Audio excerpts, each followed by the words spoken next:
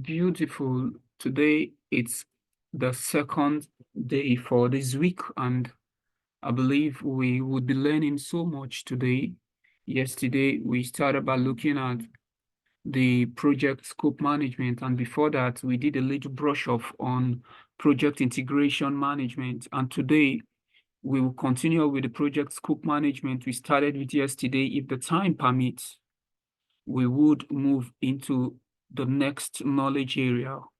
What I want us to do is just to be attentive and in a place where you are inspired to make contributions, you can make it, because this is a place where knowledges are being organized. I believe every one of my participants are people with large pool of knowledges, large pool of experiences, but I'm just seated right in the middle to enable us organize these knowledges and align them with what is expected of us to do as project management and professionals. All right, and remember, we have a target. Our target is to endure through the classes, do whatever that is expected of us to do till the end. And at the end of it, we would immediately start revamping our LinkedIn pages, looking at our social media pages, retweaking them to come up with some professional, give it some professional outlook. And thereafter, we move into arranging our CVs and we will start applying actively. And I believe one thing, if you are in those domains where jobs are readily available, like the United States, you wouldn't struggle right from your LinkedIn page. You would be contacted by potential recruiters, like what I get it every day, every now and then, calling me to either come in or get someone recommended. So I really know that if we can organize ourselves very well and get what we should get, we wouldn't struggle to add value. Now, the project management knowledge we are getting, the kind of project management knowledge we are getting is the best for now around the world. This is what can actually put you in front of lots of people and help them to succeed on their personal projects. You may be a consultant at the end of this training because this makes you to attain the position of a professional, and not only that, a prophet, a project management prophet, where which you can look at problems and can tell where the assignable courses are and come up with recommendations. So at the end of the day, you may want to describe yourself as a project management consultant, a project management strategist, a solution architect, project solutions architect. We are going straight to what we ought to do today. So project scope management, yesterday, we started by acquainting ourselves with it, and we told ourselves that the scope is very important. Without having a good detail of what is expected of us to do, we may not know what should be part of our project and what should not be part of our project. So I told us that the project scope management includes those processes that requires us to ensure that the project includes all the work required and only the work required. You see, this is like a boundary talk. All the work required and only the work required to complete the project successfully. And the scope, first of all, will start with you coming up with a plan and defining the scope and looking at ways you use in controlling the scope till the very end of the project. And the project scope management plan is a subsidiary of the project management plan, like we told ourselves yesterday. And I told us that we have some knowledge, some sub-processes under this knowledge area. The plan scope management that gave us the output of the scope management plan. We have the collect requirements, where which we are allowed to go in and start interviewing, associating, interacting with stakeholders, and documenting their requirements to meet the project objectives. Having gotten this, we may want to compress this statement to maybe a sentence or 3 sentences to come up with what is called the scope statement. And in this process, we will say that we are defining the scope. Haven't gotten this ambiguous or maybe this compressed, summarized statement, like a log of wood. We may want to break it down to a smaller, more manageable packages that will enable us execute the project. Like the example we used yesterday was like a wood chopper placing the log of wood somewhere and start using the axe to chop it off into smaller and more manageable chunks. So that's what we do in the create WBS. That's the work breakdown structure. That's the process of subdividing the project deliverables and the project work into smaller and more manageable components. And today we will be seeing a diagram that can enable us understand it better. And once that is done, what do? We move on to the next phase, which is the validate scope. And this process is about formalizing the acceptance of what we've done, formalizing the acceptance of what we've accomplished, okay?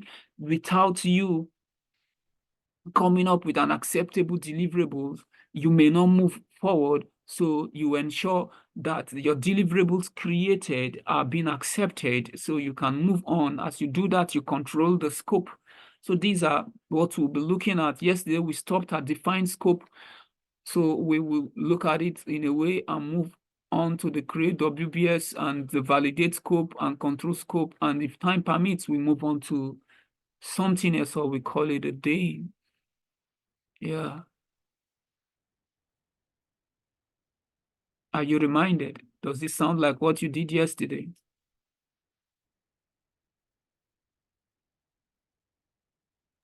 Yes. Okay, that is nice. So let's move on to read. Okay, just to remind you, we have two kinds of scope.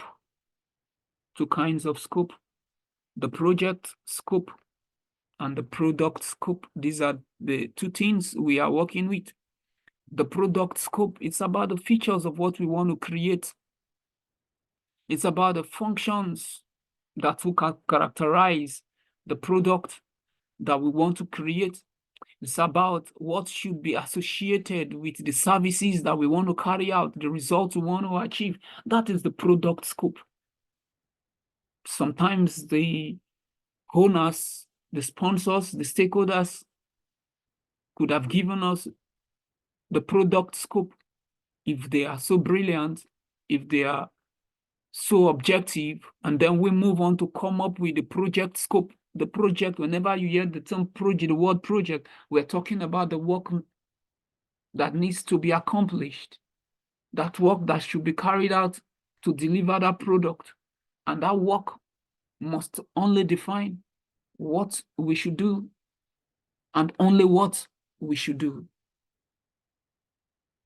This is beautiful. So let's get in to today. Yeah.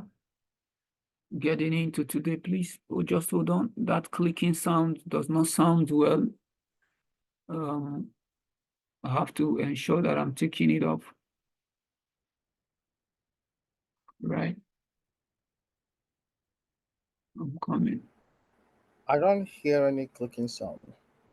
I was listening to the videos today. I heard it. Oh, I see.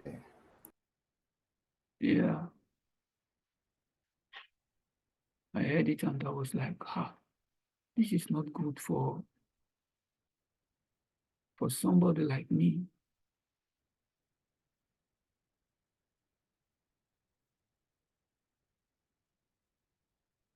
All right. Okay. Okay. Yeah, we're getting better. So you're not only looking at getting a job with this, no, sorry about that. You may want to start your own business. You may want to partner with somebody and register a business that you can be using to service others and help them succeed. You just keep musing, keep dreaming of what you will do with this knowledge. I'm not going to box you only to want to change job. No, you can own a business with this. Just think of what you're going to do. So now, define scope. We have to define the scope, and in this process, we will develop a detailed description of the project, a detailed description of the product. The preparation of a detailed project scope statement is essential to the success of our project. And all the deliverables that must be built is placed on the project scope. All the assumptions that will be made. It is from here now we can identify the constraints. Those constraints can be better understood at this phase. So we are looking at greater specificity. We look for ways to gather information, to gather data, analyze them so we can gain insights on what is expected of us to do. So when we come up with that statement, it will be clear enough to depict the intentions of the investors. So during the planning, the project scope is defined and described with greater specificity as more information about the project is known, you see. Yesterday, I was telling us about a word, was it yesterday or previous classes, told us about progressive elaboration. When a project is adaptive, when a project is not clear from the onset, from the initiating phase, what do? We plan just for the near term. And as we advance better, things becomes clearer so we can plan better. But that would be a state-of-the-art project, a project we might have not carried out before. And yet the investors are willing to advance amidst the challenges, amidst the fact that things are not clear. So in a way, the right term we use is called progressive elaboration and is a method of rolling wave planning. And I have a word I use in describing it, which is the Peckenecker headlamp principle. Car headlamp principle. A man will set out to travel from California to New Jersey. At night may not see New Jersey all the way. He or she may see just 50, maybe 50 feet or 50 meters away from his car, because that's how far the car can travel, the car headlamp can beam. But you are sure if you can continue seeing just that 50 meters, you can plan that 50 meters, and not too long, you will get to New Jersey before dawn or after dawn, if it is that near or far. So that is about it. We handle our scopes like that. We would say let's plan as much as we can plan now and execute as much as we can plan now. Such a project are called adaptive projects. They are projects with high risk. These are complex projects. It is only the risk takers that may want to invest into such a project. So, talking about defined scope, I told us yesterday, before we can define scope, we need some materials, we need some documents, we need some historical information. And the first one is what? The project charter. And that told us that the project charter is that first document gotten out of the initiating phase that was used to assign the project manager, that was used to authorize the start of the project. And all the preliminaries, the description of everything that has to do with the project is found in there in an ambiguous way. And thereafter, it was taken into the next level where which specificity was gotten and the project management plan was given birth to. So we need the project management plan. It may not be because the scope statement is not yet defined. That's to say that the project management plan is not complete. But yet we need to see what's on ground. And all other project documents that may be available should be looked at. And also, we must analyze the environmental factors. I told us that. The enterprise environmental factors, I don't know who can remember what I said yesterday about the enterprise environmental factors. If you can, I think I would like to give you an opportunity to say something. All right?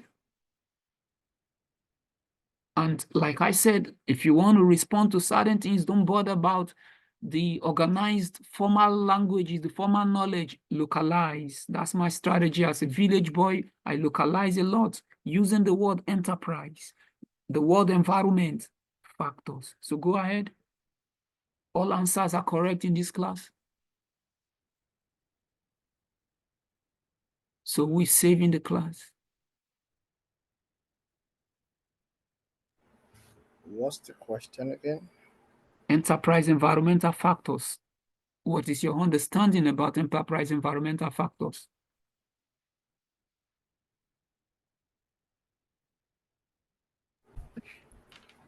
Doesn't that refer to anything that could affect the project? Yeah, Either in a positive or negative way, either way. you're right. You're 50% correct. Okay, that shows that you have an understanding of it, but I wanted you to use the words and localize, like I said. I wanted you to talk about enterprise, like the performing organization, the business venture, and the surrounding environment. What are the surrounding environment? The government may be the surrounding environment. The market may be the surrounding environment. The knowledge that is available there may be the surrounding environment. All these are factors. And these factors have their own ways of influencing the success of the project. If you're so conversant with them, if they're positive about your project and your project is well aligned, what will happen? They will push you like a whirlwind to success. So that's about that. So the aspect of this project charter have been concluded. Now the project management plan. We want to ensure which aspect of the project management plan can influence the scope management plan. The document may be the assumption log. The document we must look into. One of it is the requirement documentation. Requirement had already been documented. Remember, the stakeholders had been engaged. They have poured out their minds. And now we want to use their mind, we want to consolidate their minds, we want to define it and ensure that we have a clearer perspective of what they have said and a well-represented perspective. Another document may be the risk register. The risk register is just like a document, like a log, like a book, where which all the identified risks are being documented. This is a project document. And you, on your own case, it may be more than this.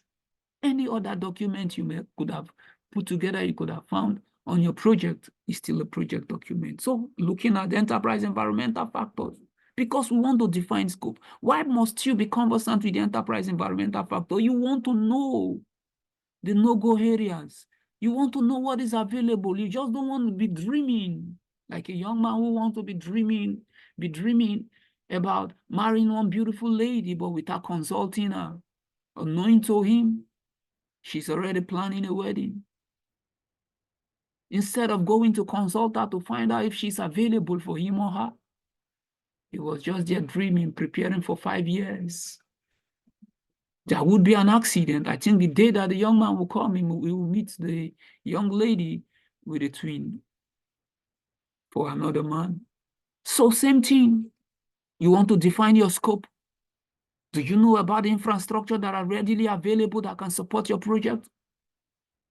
Do you know about the marketplace condition, NIFIO? kind of companies, if your kind of investors are not allowed to trade on such areas? Do you know that? Do you know if you can only operate in such an environment for 15 years before you can be allowed to come up with such a project? You don't know, so you must be conversant with all this. Even the organizational culture, that becomes an internal factor too. Our authority are being shared. Who has the say for what? So we have some tools we can use in analyzing this input we talked about. And I said all these things are not done by machines.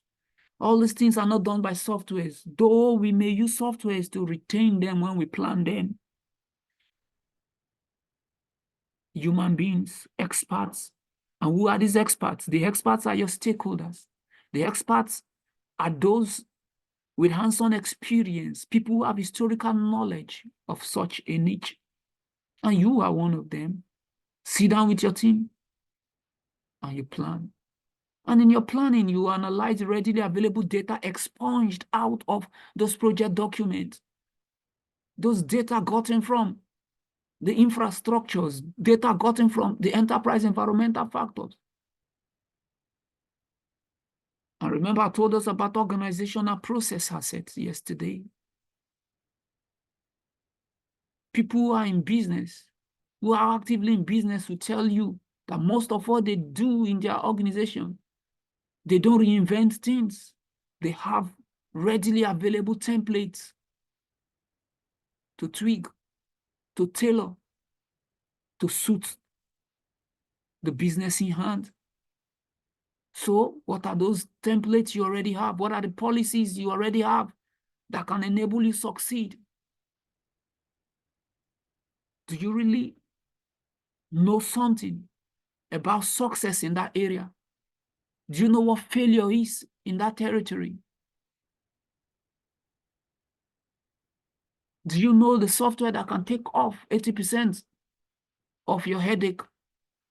Do you know the strategy that can save you 80% of your cost? If yes, that becomes an organizational process asset. What are those processes? So you now have all these together to analyze. You may not have gotten them. Now you now start thinking of acquiring them. You may not have gotten the resources to acquire them. Because of this, as you are defining the scope, you may be thinking of alternatives. That is, your alternative analysis will come, where which you would be thinking of the make or buy analysis. Maybe because you don't have the money to buy, you want to put together an in-house team to carry out the schedule themselves, to do some designs themselves. It will take time, but you are, maybe because of what the organization is looking at, they don't want their knowledge to go out. They may not want to outsource.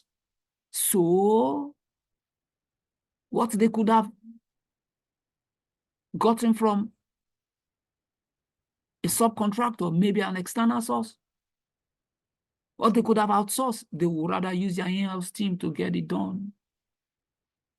So these are organizational process assets, and you are retaining your core businesses. So decision making, you must have a good technique that would ensure that you're coming up, will ensure you coming up with an informed decision. And remember, when we deal with people, what do? We come up and ensure that we are using our leadership skills to get things done. You can't stand in front of people or sit in the midst of people and not having good knowledge of how to show empathy or to lead them. That is where emotional intelligence will come in. And these are soft skills. These are interpersonal skills. These are team skills. And these are things I may not be able to teach in this kind of class because they are directly related to your personality. So these are skills used for these processes. As you're dealing with them in a place where somebody could have used an offensive language, Because you don't want disruption, you may pretend as if you can't hear what he's saying, but later you go back and talk to him and let him know that he has to go and apologize to Mr. So-so and so and Mrs. So-and-so because of that. These are interpersonal skills. You learn them most time by observation. Yeah. Then you would analyze the product you want to create. I know some of you here in this class could have been conversant with the word benchmarking, external benchmarking. Now we want to design one electrical feature. Do you know every product is in a class? Do you know that? Do you know every product is targeted to a kind of audience?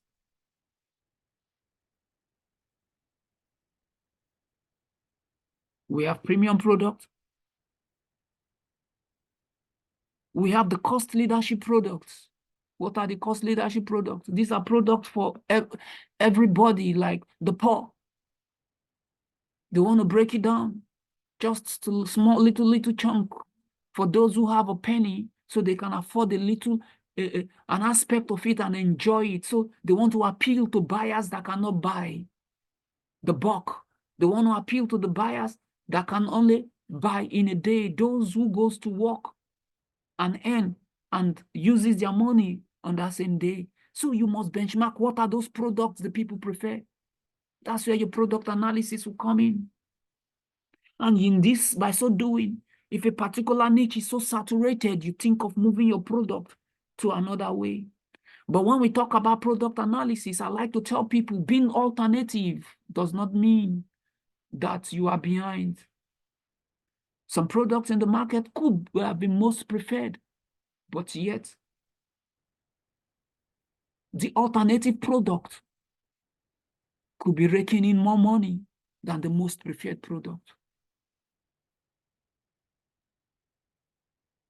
And it will surprise them when the profits are being declared at the end of the year. So for projects that have product as deliverable, as opposed to services or result, product analysis can be an effective tool, you see. That is how it is. Even if you want to write a book in accountancy, a book in policy making, you still would want to check the ones that are available. And that is why we look at literatures that are readily available and analyze to look for gaps. Once we get the gaps, we must ensure that we are writing to fill up that gap.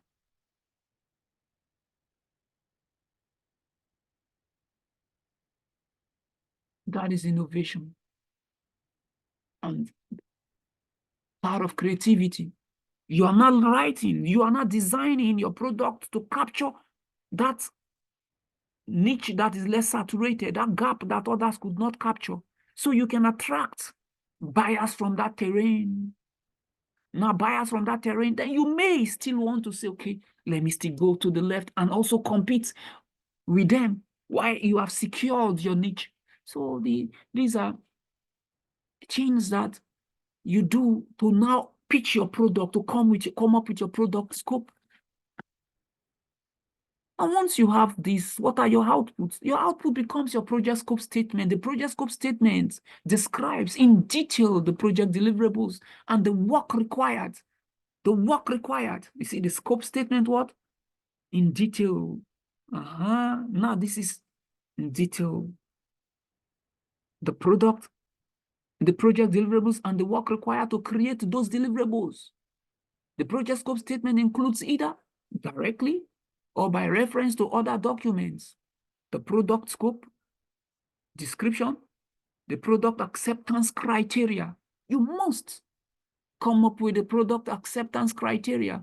What and what must be seen in it? What functionality can be found on it for the owners to accept it, to say, well done, you have done well. You still would, in it, come up with the project deliverables. What are those little chunks of completed product that we must achieve before the end product? And make sure you define the project exclusion like I've told you. The project scope is the work required and only the work required. Then the constraints, the assumptions, and then at the end of the day, a new document had been vetted. So the project document will be updated.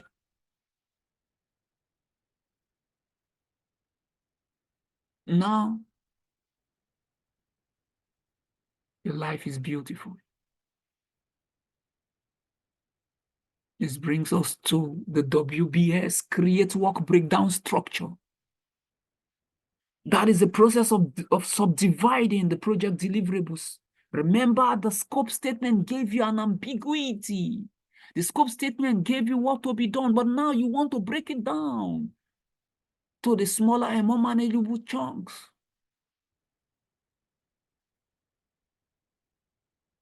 So, and this becomes hierarchical. It becomes hierarchical, what I'm going to do first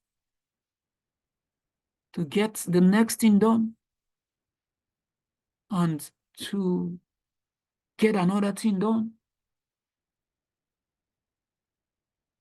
Somebody's going to speak right now.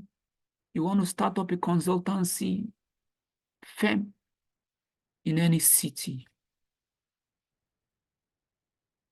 What would be your major steps? 5 major steps, or 4, 3, 5, or 6 major steps. Who can tell me that we want to share the knowledge? You want to start a project management consultancy firm in a typical city like Cali. How would you go about it? What are the steps? Just 5 steps. Can you repeat the question, please? All right. You want to start a project management consultancy firm in California. And this is the responsibility I have given to you, or you have chosen. What are the 5 major steps from beginning to end that you think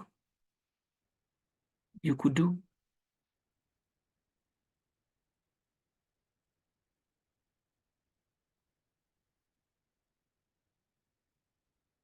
Or maybe 4, 3, just say it.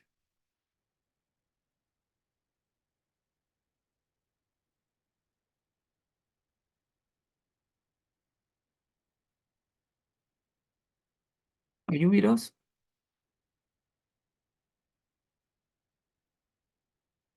I would think you may want to see if there are any regulatory Okay.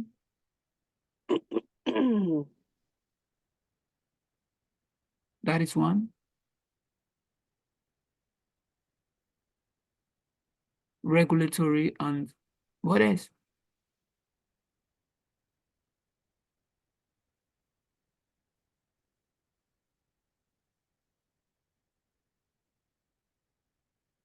Okay, did the network take me out? Ridwan, can you kindly unmute? No, you're fine. It didn't take you out. Okay, she has supplied one. See the regulatory. Who else is supplying something else?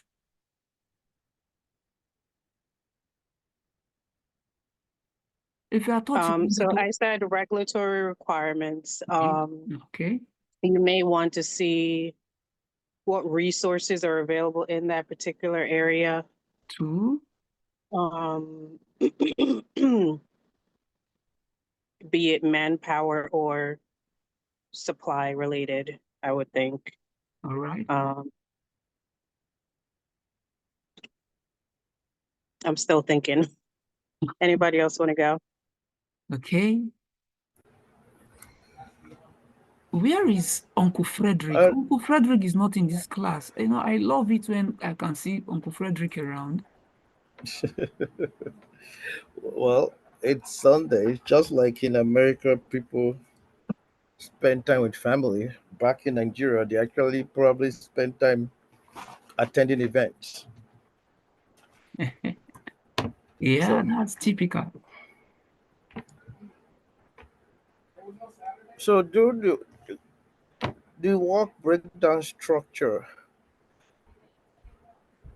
is it that way the time you also like If you want to, we were talking about you setting up a project management consultancy unit or a firm, and you want to give 5 major steps that you think can, just major things. She has given us 2.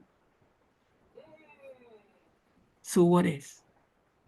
Would you not, the actual application process, get a property for the business where you think you will be working from? the asset? So yes. So like the business location and other assets that you would need for Though the office. she talked about resources. All right, so now we've gotten to 3 major ones. Now let's say you want to, she talked about the resources. That's a major work. I don't think it's a single step that can be found in there. Can you give me 2 to 3 other things that somebody can do right in there? Break that one down into smaller and more manageable package.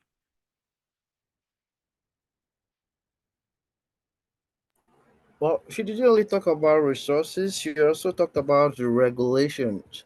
Yeah, Like that wherever was you are,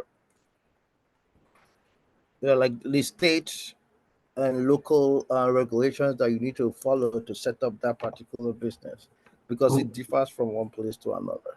exactly. So now I'm going to pick that regulations and let's see what else can come in. You now complete it as I move on. First, you research, you check the internet to know, first of all, the bodies that regulates the project management industry, and what another one would be their requirement. Then once you identify that, you have to start gathering their requirements, right? Another step. Then the registration proper is also there in this first step. So we've gotten 3 steps. So that's how the work breakdown structure works. I'm going to move on right now. That's how it works. So it's to create the project from top level to the lowest level. So the lowest level of a work breakdown structure is always called the work package. And the work package is that work that you can schedule. Now you can plan it. It's small enough for you to see it from beginning to an end. I don't want to use construction because I believe I want this class to think like senior management. So I'm kind of trying to avoid construction work, and most times it's typical. So the work package is the least level. So you cannot plan the work packages. You cannot estimate the cost for all these things that we've talked about. If you have to research, check the internet to know the agencies that you should be talking with to register that business, you now can say, okay, I'll spend 1 hour, 2 hours checking the internet to know where they could be found. And once I identify them, maybe the next day, I'll spend another 1 hour checking them out to know their individual requirements. And once I've done that, I'll give myself 1 month to gather their requirement, not because you were able to break them down. So you can now monitor your progress, right? The one, are you really investing that 1 hour you said you would invest? Sometimes you have invested that 1 hour and then no good information had been gotten. That shows that you are behind schedule, which means more time is needed. So the work breakdown structure breaks the work down to smaller and more manageable packages. So now what are the inputs? What are we required to be able to break the work down to a smaller and more manageable package? What are we breaking? Remember, we want to break the scope, but the scope, the project scope statement is found in the project management plan. And that's why when you check the chart, you will see that the first input is the project management plan. That is what we are looking for. So as soon as we grab it to say, where is the scope management plan? Where are you? And then we get the scope management plan out. We place it back and bring out the axe, and we now start breaking it down to smaller components, and down, down, down. Those little bits and pieces is jumping out of it are those work packages. We're talking about like a man who will strike the mountains. There'll be flickers jumping out. Some are small enough that you cannot even see them. Some are still okay. You can still see and gather them. So, and then we need the input, like the project document. Then we still have to be conversant with the enterprise, because now, you see, we want to break the work down. If you want to research the industry to know the bodies regulating that area, that sounds like enterprise environmental factors. Yeah. Can you see why you need the input? Then the organizational process assets are needed, because you need tools, you need processes in your organization. We don't work in isolation of procedures. We use policies and procedures to organize ourselves. Yeah, and peradventure, you don't know. In strategic planning, this is how we do it. The first thing we get, the vision statement or the business objectives. We have a dream. Now we put together a company. The first thing is to put together the policies. The policies will further be broken down to the procedures. The procedures further be broken down to the manuals. These manuals are what we give individuals in their roles that will guide them on what specifically they would do for us. It's a strategy of decomposition. Can you see it as the tool and technique? So expert judgment is one. Human beings are getting it done, and human beings, not any human beings. These are professionals. And at the end of the day of the work breakdown structure, we get what? Scope baseline. Now we have a baseline. And you know, once we have a baseline, what happens? We can judge everything that is off or on. We can know things that are moving to the right or to the left, and then we say, come back here. There's a scope baseline. That scope baseline is the agreed upon scope. That is the scope that the sponsors can understand now. All those bits and pieces put together, they will not tie them, organize them, and now know, okay, this is how we will do. We will first of all use these sets of wood to cook for this 1 week. That's like the job that will be done. The next month or the next 2 weeks, we will use this, and at the end of the day, we could have been done with it. So two outputs, the scope baseline and the project document updates.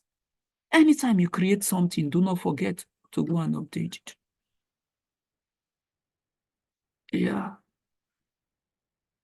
So look at it. Decomposition becomes our strategy. Okay, now I said I was going to be showing us some diagrams today. I told us that now you may want to take a look at the screen. Coming, just hold on. You may not see clearly where you are, but you just try. Just try. You now see that this is like a program. I told us the other day that program is a group of related projects that are being managed together. So the program is broken down into two projects, project one and project two. Project one on the left, project two on the right. That's a decomposition strategy. That's a work that is being broken down. Now we pick the first one, the first project, and now that we have the first project, what do? We cannot break that first project down again. And two things came out of it, task one and task two. Oh, really? Are we going to end there? One of our team members said, no, that task is too big. We may not be able to plan it all. So let's further cascade it. Let's further break it down. Let's further subdivide it. Let's further decompose it. Let's decompose it rather. Okay, so we now move on to break it down to subtask one, subtask two. And the same thing we're going to do for task two. We break down to subtask one and subtask two. haven't gotten that, we say, okay, subtask 1 alone is not what we still have to go down again. And 2 things came out of all the subtask 1, which are the work packages. When you hear the word task, in the UK, the British would use the word task, while in the US, they use the word activities. That is for the Project Management Institute. I don't know if on the street they use task instead of activities in the street, because sometimes the corporate world will be different from the street. You know, the informal world could be different from the formal world. But if I may ask, in the US, what do you use? Is it activity, like I said, because the Project Management Institute uses activities to mean task? So we want to just give me a feedback to that if it's the same with everywhere. Want to say something? What was the question? All right. The question is this. Showing on my screen, there's a word task.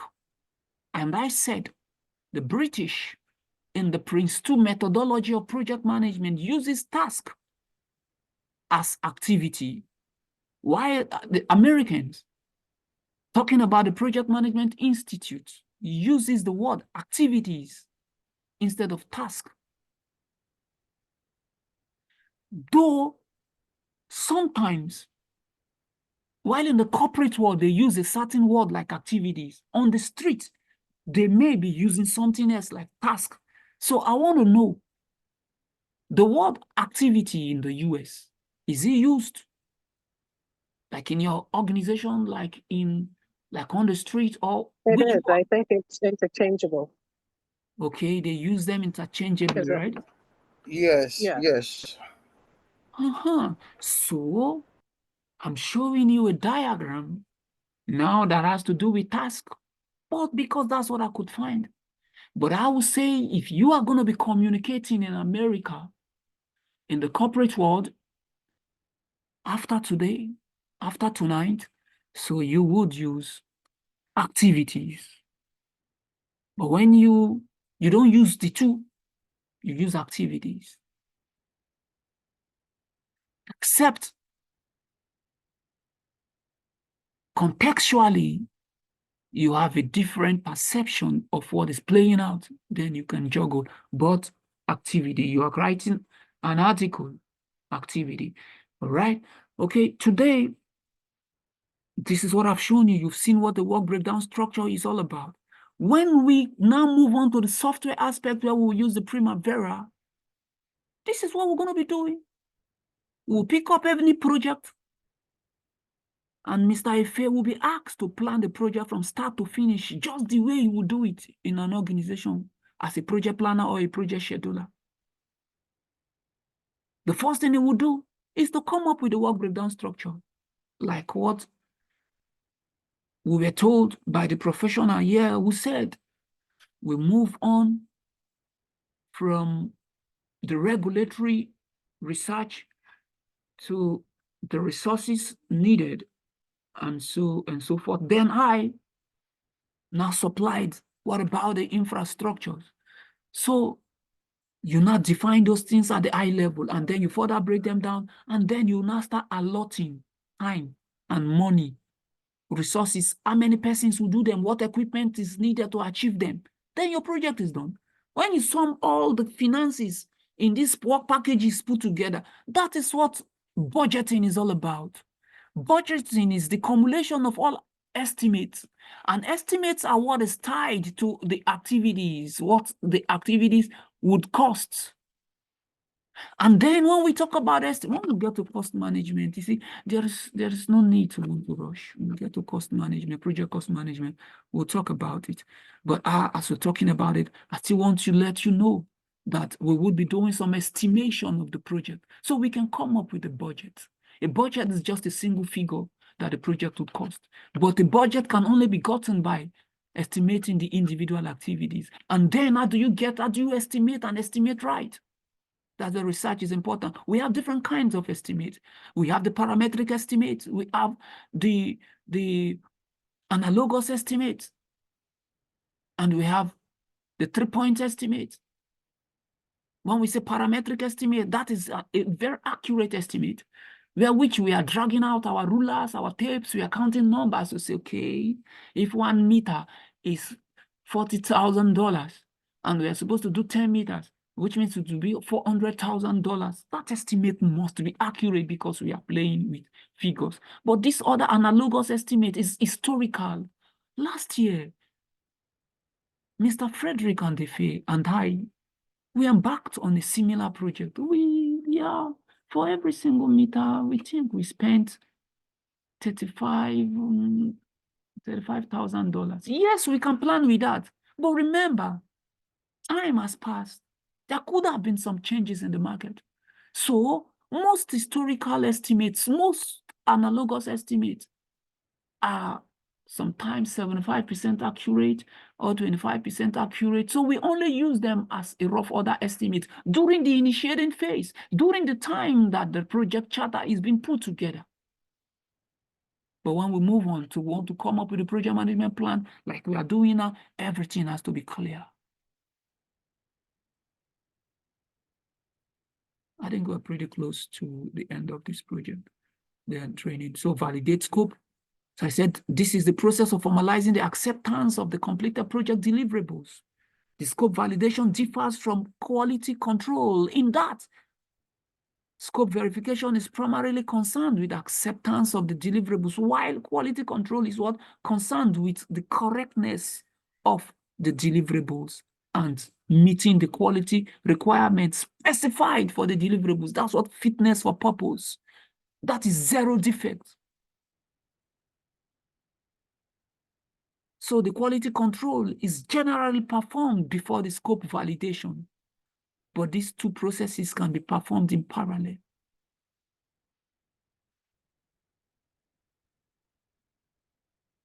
We want to formalize acceptance of the completed project deliverables. You say formalize. It sounds like a ceremony. It sounds like steps that would have been taken. But it cannot be successful without the quality control. So how do you carry out the validation of scope? You need some input. You need a project management plan. And in the project management plan also, you want to take a look at the scope statement, and the scope baseline. Remember, the project scope statement is an output of the defined scope processes. Then the scope baseline was an output of what? The create WBS, the create work breakdown structure process. We are becoming better by the day. So what are those project documents we need to put together so we can analyze and know how to validate the scope? We need to look for the quality reports. We need to lay hands on the lessons learned register. The lessons learned register is what is housing all the lessons learned so far on the project.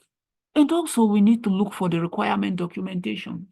The requirement documentation and the requirement traceability matrix. Somebody should remember that that was our output gotten in the collect requirement process.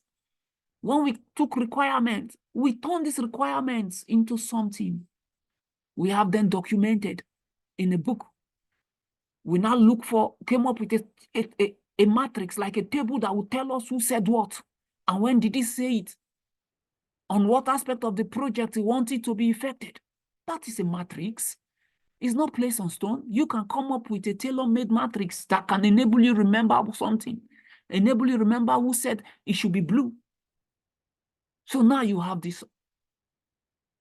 And remember, these are the babies we took into the defining scope management plan.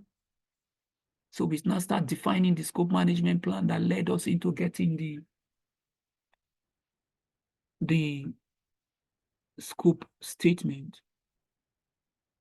So it is from one thing we have done, we move to the other. So one other input is the verified deliverables. Something happened, I'm going to share it with you so you can understand what verified deliverables is.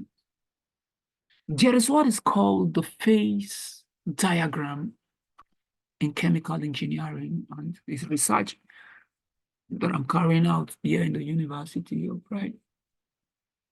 I've analyzed some phase diagram and I said, let me send one. Phase diagram is like, we have three phases: solid, liquid, and vapor, which is gas. So this phase diagram can show you the boundaries and show you the tie lines. Sometimes when heated up, you will not see the tie lines where the thin line where heated water is turning to vapor. And that you can control it at that level in a way that it will not turn to vapor. You can see a boundary. When water hits 100 degrees Celsius, something happens. It boils and steam start coming out, right? But there's a way we can look and systematically analyze and look for a boundary and hold it to like 101, 102 degrees Celsius, and it has not got into vapor, and we can have a boundary. So that becomes like that tie lines tying liquid to vapor. So, and I came up with that for a particular gas. But I really do not know what I have done, if it is accurate. I said, okay, I'm going to play a little trick here. I'm going to send it in to one professor that is my friend, one lady, like I sent it in to her. She now looked at it. She laughed. She said, these tie lines are amateur tie lines. Look at how you drew it. Somebody will look at it and they cannot even know where the tie lines are. I was just smiling, Because the next day, I'm going to be taking my result to invade my professor. So as soon as she said that, I said, beautiful. I have a verified deliverable. Took my verified deliverables now because she rejected it and accepted one aspect of it. So I now know how to correct the other ones. And I went into my lab. What did I do? I start correcting the others. In a few minutes, I was done. And the next day, I was just walking in the campus like a professor, cup. And I knocked on the door of my professor. I said, yeah, I'm here. And I dropped the stuff on his table. I said, beautiful. Wow. How did you get this? I said, yeah, I'm a senior boy, Yeah, I was just walking and I looked at it. I said, okay, yeah, let me use my chemical engineering brain to do it like this. And I did it. And this is what I have. I said, good. So you use these verified deliverables to know what would be validated or not, to make your decisions. Can you see that? So that's just a case in hand. So, and also, how is the job going? What are we recording? Are we recording above or below or accurate? That is the work performance data. These are inputs needed. So seeing the work performance data are needed for judgment, right? So when we say verified deliverables, yeah, I said check deliverables for correctness of completed deliverable by the perform quality control process. That was what I did. So what are we doing? We are using eyes to look. Inspections. Sometimes we use, if it is like a welding activity, we may want to use NDT, non-destructive testing equipment to check the welding joints. If it is a research or maybe a book, we may want to ensure that we give it to somebody who is conversant with the end product of what we want to achieve, to read through, to know if it's falling in line. It's still inspection, and then decision would be made. What are those decisions? The decisions would be, are we accepting the deliverables or we are rejecting them? If the deliverables are rejected, what would happen? A change request would be raised. And whatever thing that is being found upon those deliverables must be placed in a report, and that is the work performance information. And remember, the work performance data are what we are transforming into giving the stakeholders information. Then new documents are created. What happens? We close. We update, rather, the project document. So acceptance deliverables that meet the acceptance criteria are formally signed off and approved by the customer or the sponsor. Formal documentation received from the customer or sponsor acknowledging formal stakeholder acceptance of the project deliverables is forwarded to the next level. So this one is done and ready. So to move into the next phase where we will be thinking of closing the project. If somebody is still here with me, can you kindly unmute and say you can hear me, because this network cannot be trusted. Still here. All right, thank you. So let's move on. So change request. Those completed deliverables that have been formally accepted are documented along with the reasons for non-acceptance or the reason for acceptance. Those that are not accepted, what would also be documented along with their reasons for not acceptance. And those deliverables may require a change for defect repair.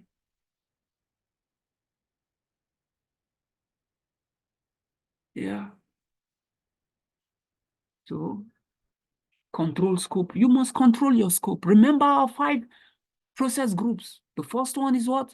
Initiating, project initiating, or project initiation. Planning, execution, monitoring, and controlling. And then we close the project. So control scope is that process of monitoring the status of the project and the product scope and managing the changes to the scope baseline. Remember, the scope baseline is the agreed upon scope, like I said. Controlling the project scope ensures all requested changes and recommended corrective or preventive actions are processed through perform integrated change control process. So we want to use the project scope control to manage actual changes and when they occur. So we integrate them with other control processes to ensure that the project is achieving results. Uncontrolled changes are often referred to as what? Project scope creep. Scope creep. When you hear the word scope creep on your project, it means that you have gone to create something different from the scope. That is the height of a professional verbiage, scope creep. Scope creep means that somebody is doing something different from what is said in the scope. It's off the scope baseline. Unwanted changes are somersaulting in, jumping in. Yeah. Indeed, changes are inevitable. And that's why we are mandating change control. We are mandating change control processes. Because changes on their own, they want to come. Things on their own wants to change. So you must ensure that you're monitoring. So you will be looking at what is already there, what is agreed upon. We need a project management plan. And in that project management plan, what are the things needed? We need the lessons learned register.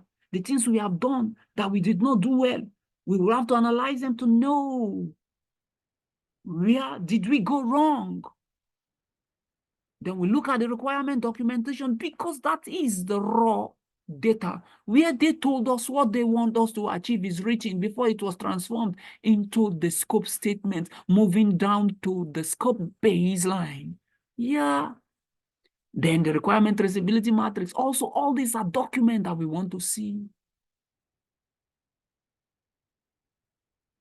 We're talking about controlling scope. Also remember, the policies of the government change. The market condition can change. So you are there managing a product that will hit the market soon. You better be in touch with the market to know when there is a shift in the market.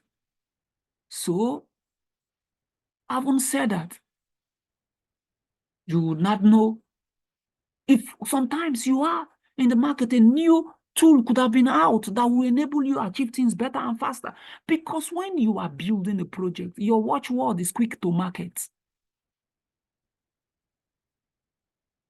Have you not heard that before we got to market, an alternative product had already saturated the market? As you are thinking, somebody else is thinking too. The fastest finger will gather the initial customers. And now, you that is coming behind, what do you think would happen? You are coming to meet a competitor that has been accepted already in the market. And everything that comes later, most times have been seen as inferior. But though, like I said, there's always a place for the alternative.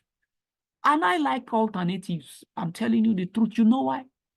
When people are angry with the most preferred, the alternative becomes the best. When the alternative has a problem, the next thing to go to, and when the best has the most preferred has a problem, the next thing to go to is the alternative. So you must know what you want. So these are documents. So the work performance data are analyzed. And we now have knowledge of what we should be changing, what we should be accepting or rejecting. The organizational process asset. Now, one word, one material, one software used is the Primavera or the MS project. That's the Microsoft project. These are softwares we use. And in your organizations, I know you have templates you use, different kinds of templates. And sometimes when new responsibility is being given to you, you just go in and just change the tail. You bend the tail of the template a little, and all of a sudden you are done with the job.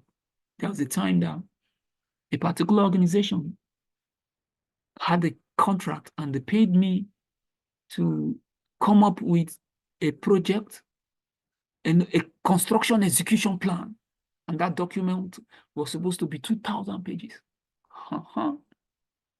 When they described all what they wanted, they gave me what they wanted, I was just whistling. I was just smiling. You know why? Because I had done a project that what they are saying is similar to it, so I would just have to somersault in there and cannibalize, expunge the other name, put this one, retwig this one, tailor it to fit the context of the one in hand. And that did not take me 2 weeks. And they said, what? How did you do that? I said, I have a group of professionals working with me. We were a team that worked on this document, ensuring that we are planning it. We got it out, and because we know that your client is waiting for you, so we have, man, we were so applauded. And whereas I was just the only one doing it, and I did not even spend cumulatively in that period, not even more than 20 hours, I was done. So these are process assets. So you know what is off, what is accepted. And then, what are the techniques? It's just to analyze data. What is more, what is less? That is variance analysis, trends analysis. You're looking at the patterns. The data gathered, how repetitive are they? How are they reacting to different conditions? Variance analysis, what is the planned and what is the actual? The difference between the planned and the actual, that is variance. So you are analyzing it. We have cost variance. When we get to project cost management, I will have to expose you to that.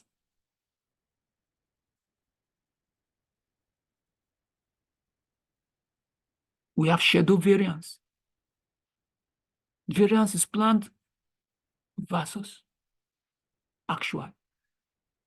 And there's a way we calculate it. We're going to do some tiny baby mathematics there. So when we say work performance information,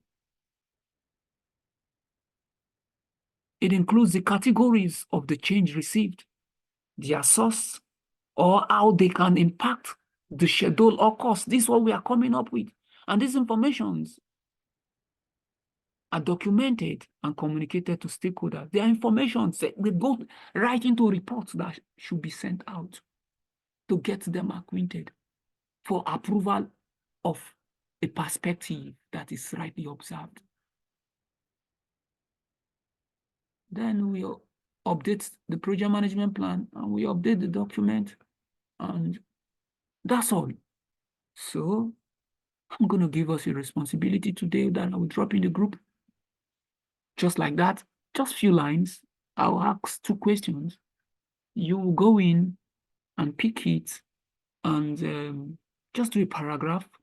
If you want to answer the 2, you do a paragraph of it. You would come with it to the next class and you submit it in the chat box. And so one of you or 2 of you will just talk about what they have written. You just read the lines, and if you feel like doing that.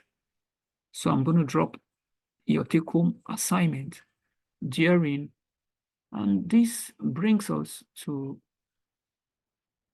the end of today's training. I was looking at your eyes and I was like, are you sure they're not sleeping? Were you sleeping? No, we are fully awake. Well, I am fully awake. I'll speak for myself. Okay, now that you have spoken for the class,